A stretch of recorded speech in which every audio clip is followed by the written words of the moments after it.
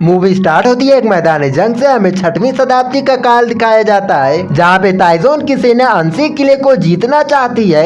इन सभी का लीडर चीन का एम्परर ताइजोंग है जो कि अपनी पड़ोसी देश कोरिया में हमला कर देता है। ताइजोंग अपने समय का सबसे खतरनाक सिपाही था। वहीं दूसरी तरफ कोरिया के गुगोरिया शहर का जनरल योंग इसे बिना डरे अपनी सेना के साथ इसका सामना करता है और इसके भी करीब 1.5 लाख सेना अपने हथियार लेकर ताइजोंग के ऊपर हमला कर देते हैं। इस युद्ध में भले ही ताइजोंग सबका लीडर था लेकिन वो दूर से इस युद्ध को देख रहा था क्योंकि वो जानता था कि मेरी सेना दुश्मन को अच्छे से सबक सिखाएगी और जीत उसी की होने वाली है। लेकिन कोरिया सेना भी काफी कम नहीं थी, इनकी सेना भी काफी ज्यादा तादाद में थी और इसी बीच चीनी सेना अपने छुपे हुए सेना को बाहर निकालती है जो कि पीछे से कोरिया सेना के ऊपर हमला कर देते हैं। अब ऐसे मौके पे कोरियन सेना के पास पीछे हटने के अलावा कोई और मौका नहीं था। इसी बीच हम एक लड़के को देखते हैं जिसका नाम समूल होता है। यह अपने भाई के मौत के बारे में काफी ज्यादा गुस्सा होता है। वो अपने भाई को अपने कंधे पे लेकर वहाँ से चला जाता है। इसके बाद कहानी घूमती है ताइजोंग के पास जो कि अपने साथियों के साथ अगले प्लान के लिए डिस्कस कर रहा था। इसी दौरान उसके कुछ सिपाही कोरियाई लड़की को उसके सामने लेकर आते हैं जिसे इन लोगों ने बंदी बना रखा था। ये लड़की भविष्य देख सकती है। ये लड़की चीनी सेना से कहती है कि गुगोरिया शहर के इस धनुष को छूने से मना करती है जो कि महान राजा चोजोंग का था। इसके बाद चीनी सेना आपस में बात करने लगती है। ये कहती है हमें गुगोरिया शहर को अपने बनाने से पहले अंसी किले को अपना बनाना होगा क्योंकि ये किला गुगोरिया साम्राज्य का एक अहम हिस्सा था। और ताइजोंग ये बात अच्छे से जानता था कि गुगोरिया शहर के जनरल और अंसी किले के कमांडर के बीच रिश्ते कुछ अच्छे नहीं है। इसलिए वो सोचता है कि अंसी किले को जीतना काफी आसान होगा और इसे जीतने के बाद वो गुगोरिया साम्राज्य तक पहुंच जाएगा। ये बात गुगोरिया शहर के जनरल को भी पता चल जाती है कि ताइजोंग का अगला निशाना अंसी का किला है। ये उसकी मदद नहीं करता है बल्कि उस किले के कमांडर को मारने का प्लान बनाता है और समूल को अपने पास बुला के कहता है कि मैं जानता हूँ कि तुम कमांडर क्लान को मारोगे। तुम बहुत ही ज्यादा वफादार हो, बहुत ही ज्यादा बहादुर भी हो। ये सुनकर समूल भी वादा करता है कि मैं आपका ये काम जरूर करूंगा। अगले सीन में हम समूल को देखते हैं जो कि अपने साथियों के साथ दिखाया जाता है जहाँ पे कुछ गाड़ियां फंसी हुई थी जिन्हें निकालने में समूल इनकी मदद करता है और अंसी किले के बारे में पूछता है। अब इस पे एक आदमी कहता है कि मैं कमांडर योंग हूँ। योंग का साथी कहता है कि मैंने सुना है ताइजोंग अपने कुछ साथी को भेजा है जो कि हम लोगों की भाषा बोल सकते हैं। अब ये सुन के समूल के सिपाही अपनी तलवार निकाल लेते हैं लेकिन वो मारे जाते हैं और समूल को ये लोग अपने साथ बंदी बना के लेकर जाते हैं। योंग समूल से कहता है कि योंग के आदमी मुझे गद्दार मानते हैं तो तुम मेरे ही घर में आ गए हो। ये सुन के समूल कहता है कि दुश्मन मेरे पीछे पड़े हुए हैं, मैं चाहूँ या ना चाहूँ लेकिन अंसी मेरे पीछे पड़े हुए हैं। इतने में एक आदमी आता है और समूल से कहता है कि तुम उस कबीले के आखिरी सदस्य बचे हो। जब समूल अकेला होता है तब वो अपनी तलवार निकाल के देखने लगता है जिससे उसे योंग को मारना होता है। योंग का पीछा करते हुए समूल चुप के उस घर में देखता है कि योंग एक गरीब घर में रह के उसके बेबी को उसका नामकरण कर रहा था। ये देखकर ये औरत उसे शुक्रिया करती है। ये सब देखकर समूल को समझ में आता है कि योंग अपने साथियों का कितना ख्याल रखता है और ये लोग भी योंग को काफी ज्यादा प्यार करते हैं। अगले सीन में योंग और कुछ साथी मिलकर एक रस्सी को खींच रहे होते हैं और तभी कुछ देर में सायरन बजने लगता है। जब ये लोग वहाँ पे जाके देखते हैं तब वहाँ पे कुछ सोल्जर होते हैं जो कि इस वजह से यहाँ पे आए थे ताकि वो लोग अपने मकसद में कामयाब हो सके। ये देखकर योंग कहता है कि जरूर ताइजोंग यहीं कहीं आसपास होगा और जल्दी हमारे किले पे हमला होने वाला है। इसलिए योंग सबको जंग की तैयारी करने के लिए कहता है। जंग में उतरने से पहले योंग समूल के हाथ में अपना खंजर देता है और कहता है कि तुम मेरी दाढ़ी काट दो। समूल सोचता है कि योंग को मारने का इससे अच्छा मौका मुझे कोई नहीं मिलने वाला है लेकिन वो फिर भी उसे नहीं मारता है, वो उसे छोड़ देता है। समूल के हाथ कांप रहे थे। ये देखकर योंग समझ जाता है कि समूल उसे मारने के लिए आया है। योंग समूल से कहता है कि तुम्हें मुझे मारने का दूसरा मौका जरूर मिलेगा। इसके बाद ये लोग जंग के लिए निकल जाते हैं। सामने से ताइजोंग की सेना भी आ रही थी और इनकी तादाद बहुत ही ज्यादा थी। ये देखकर योंग अपनी सेना की हिम्मत बढ़ाते हुए कहता है कि अगर तुम अपने इस किले को बचाना चाहते हो तो तुम्हें इस जंग को जीतना ही होगा किसी भी हाल में। जहाँ पे चीनी के सिपाही बार बार पत्थर फेंकते हैं किले के ऊपर। अब किले की दीवार काफी ज्यादा मजबूती से बनी हुई थी इसलिए ये लोग काफी ज्यादा मेहनत करने के बाद भी उस किले को एक खरोच भी नहीं कर पाते हैं।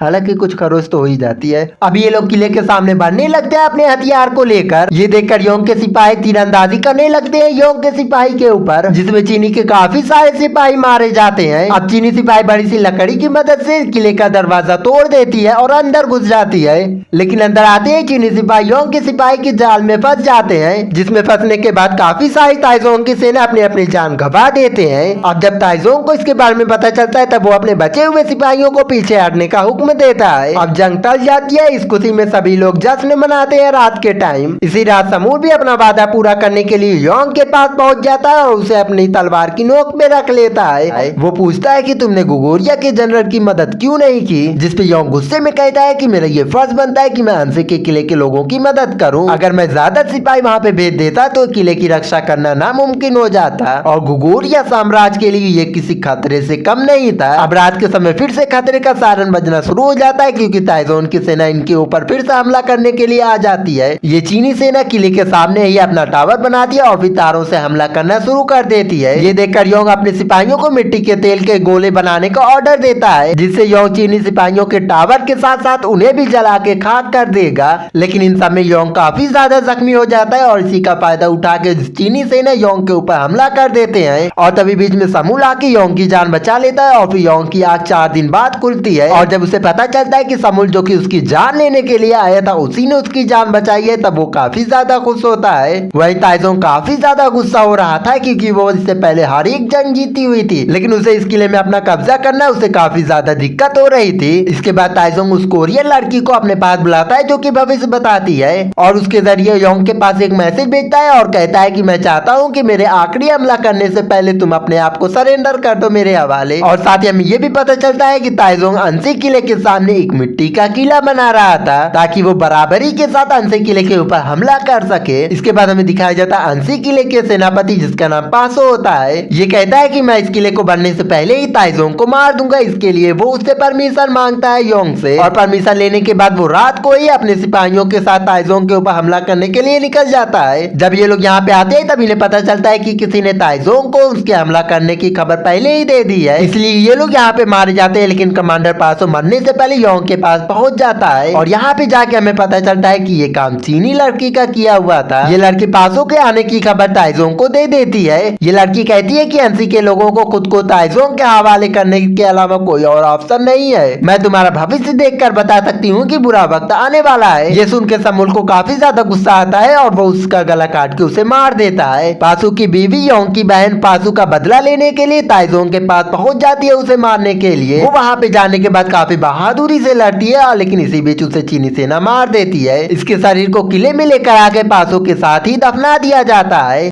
अब ये सब देखकर समूल खुद योंग से मदद मांगने के लिए गुगोरिया जाता है। योंग के कहने के बाद समूल गुगोरिया जाता है और उससे कहता है कि योंग गद्दार नहीं है बल्कि वो तो आज भी अंसी किले के लिए बहादुरी से लड़ रहा है और उसके लिए अपनी जान भी दे सकता है। इधर योंग बाहर बच्चों को मिट्टी के साथ खेलते हुए देखता है तो वो प्लान बनाता है कि वो बनने वाली मिट्टी के किले को गिरा देगा और इस बात को वो सभी लोगों के साथ शेयर भी करता है। अब इस पे ये लोग कहते हैं कि इसके लिए हम लोग किले के नीचे एक गुफा खोदेंगे ताकि हम लोग किले को आसानी से गिरा सके। और आगे कहता है कि जब तक हम लोग गुफा का काम पूरा ना कर ले तब तक उन्हें किला बनाने दीजिए। और अब कुछ दिन में गुफा का काम पूरा हो जाता है। अब ये लोग प्लान बनाते हैं कि जब चीनी सिपाही किले में होंगे तब ये लोग गुफा में मौजूद खंबे में आग लगा के उसे गिरा देंगे। लेकिन इनकी किस्मत इतनी ज्यादा खराब होती है क्योंकि गुफा में पानी बरसने लगता है, इसलिए लकड़ी के खंबे गीले होने की वजह से ये जल नहीं पाते हैं। ये देखकर ये लोग फैसला करते हैं कि खंबे को ये लोग कुल्हाड़ी से काटेंगे और खुद को अंसी के नाम पे शहीद कर लेंगे। अब ये लोग खंबे को काट देते हैं और खुद मिट्टी के मलबे के नीचे दब के मर जाते हैं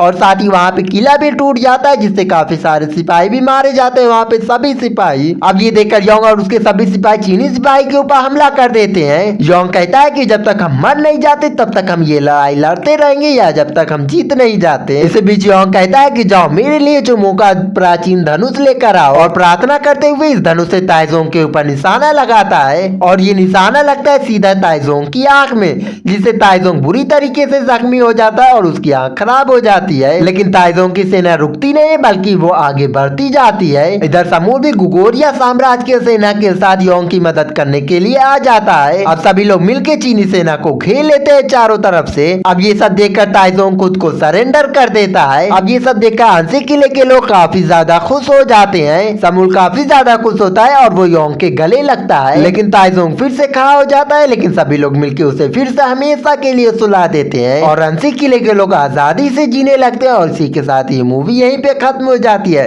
तो वीडियो पसंद आए तो वीडियो को लाइक कर देना और चैनल को सब्सक्राइब कर लेना ऐसी और भी इंटरेस्टिंग मूवी एक्सप्लेनेशन देखने के लिए।